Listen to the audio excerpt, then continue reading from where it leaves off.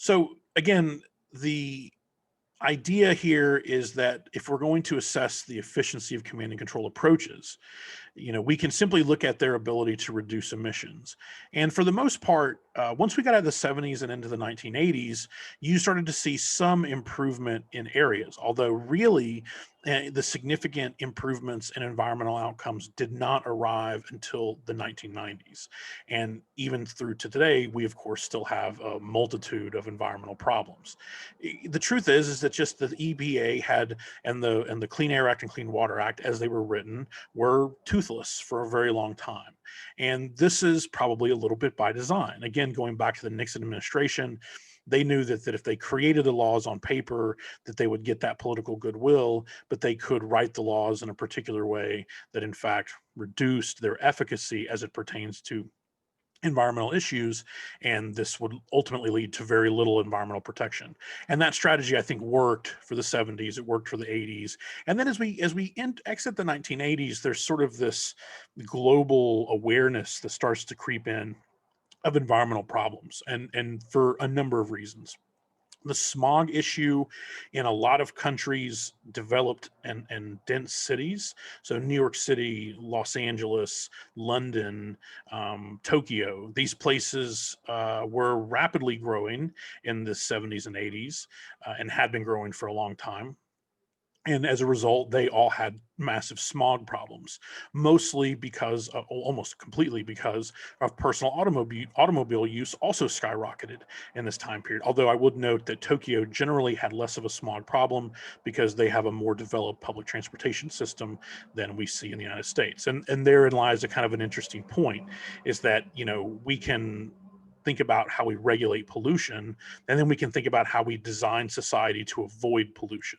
And a public transportation system is a great example of organizing society in a way. People living in dense cities, and having access to public transportation is a really good way to reduce the overall per capita level of environmental effect. Although the other thing about dense cities is they tend to have really, really high energy costs, so that sort of offsets at some point the trade-off there.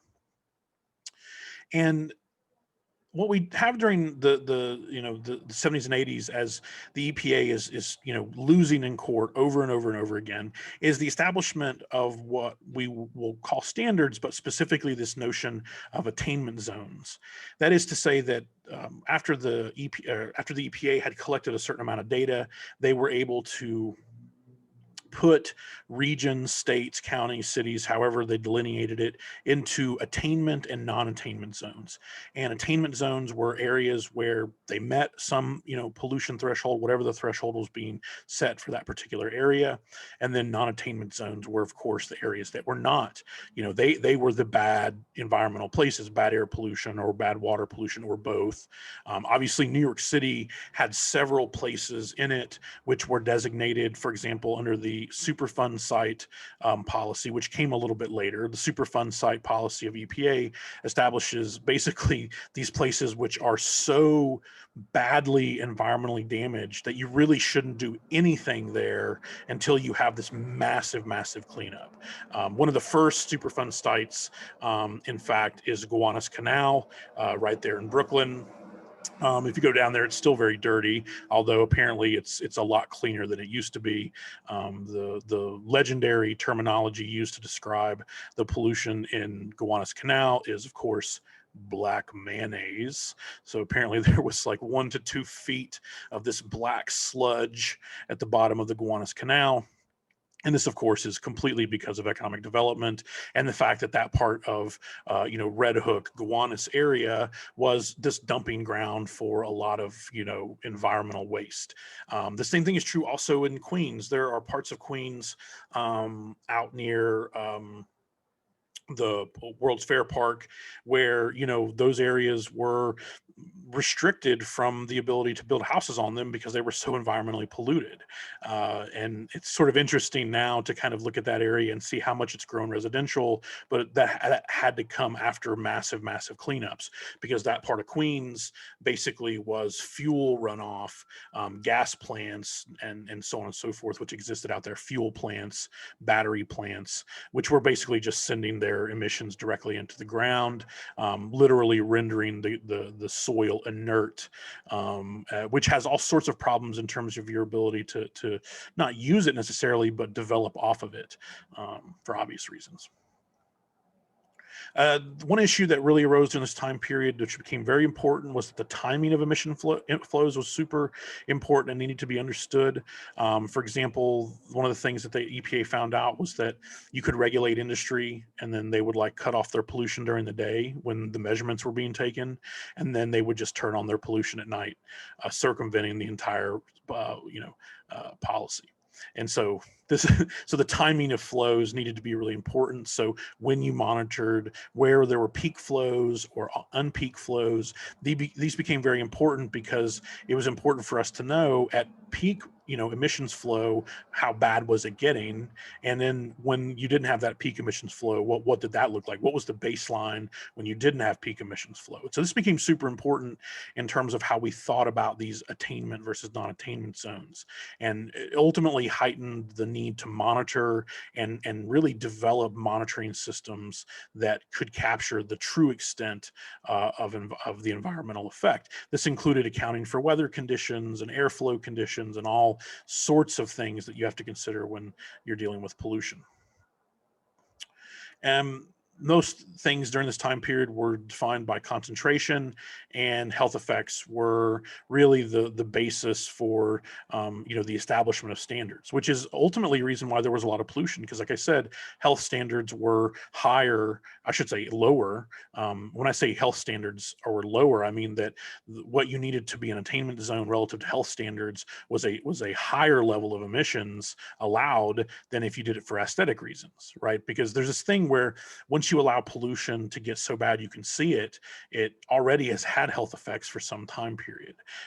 And so, and then of course there's all sorts of pollutants, lead, for example, that doesn't necessarily show up. You don't ever see it. And its exposure, of course, is very, very damaging to human health. So this sort of, tension between being able to see a pollutant, identify it, and whether it's actually affecting you, this was all stuff that we're working out during this time period. And we did not have a lot of this under control very much.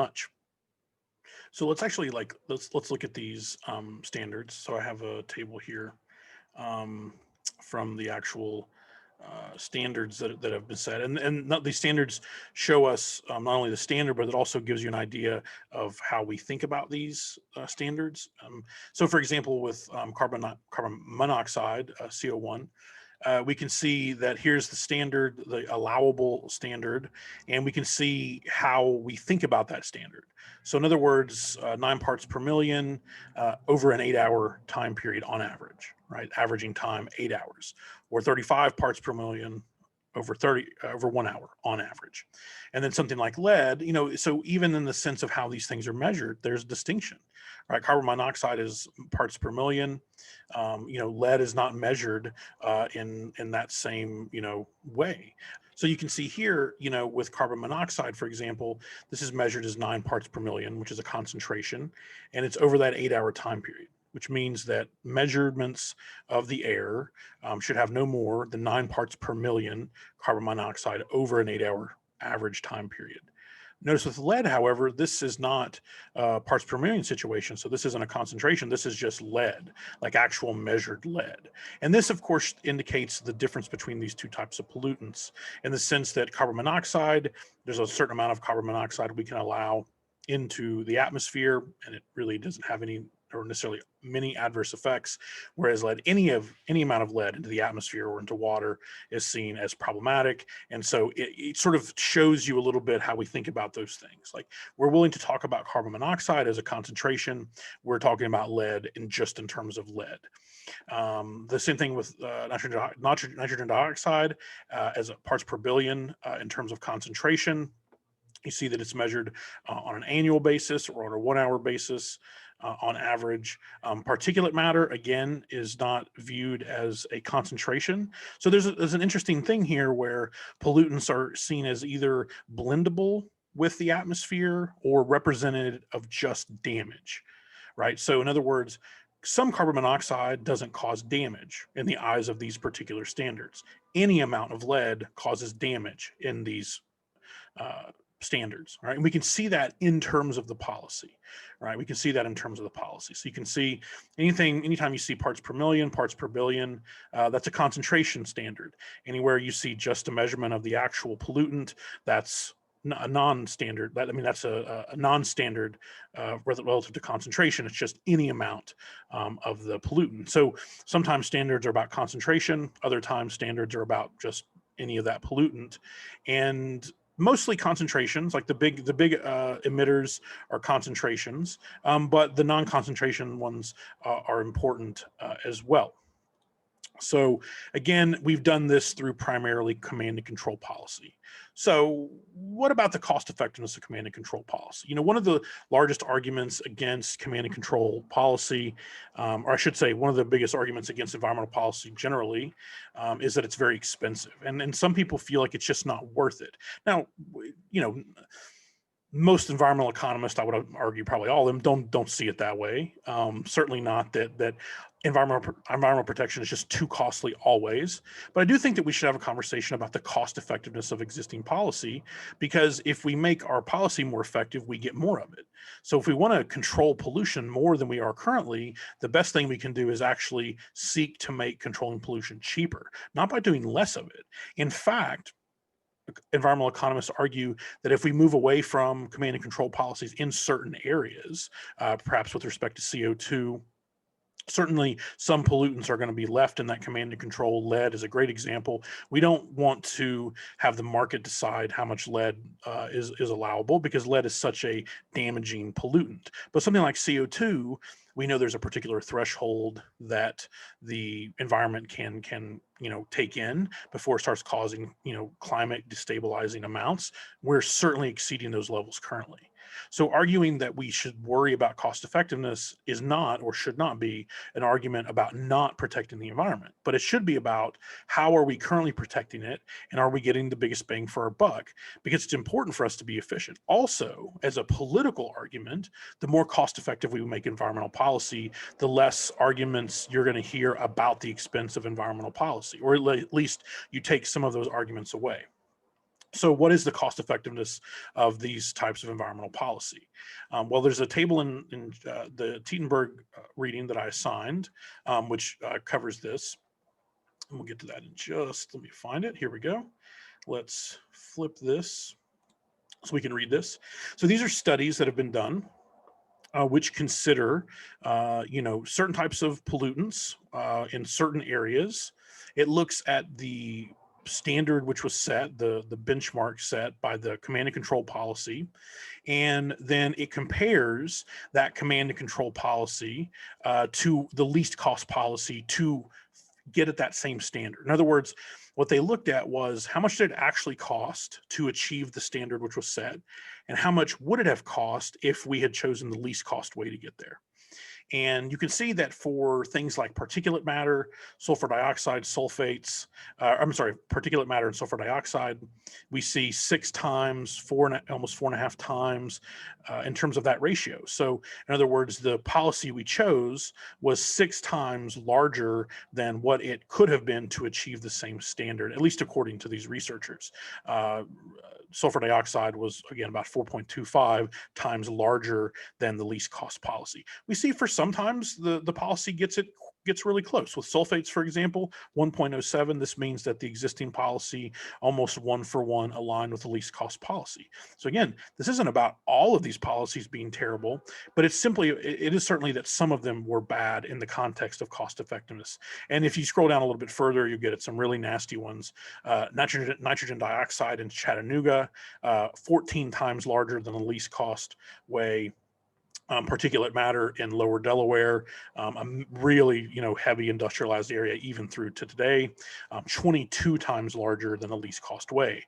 And so the point of these studies, again, isn't to suggest that we shouldn't have done this environmental protection. It's just that the way in which we undertook the environmental protection, primarily through command and control policies, were not very cost effective. So we wasted a lot of money to achieve standards that we likely could have gotten close to without relying upon this sort of old standard command and control way, which is, again, the primary way that the EPA has held policy over time.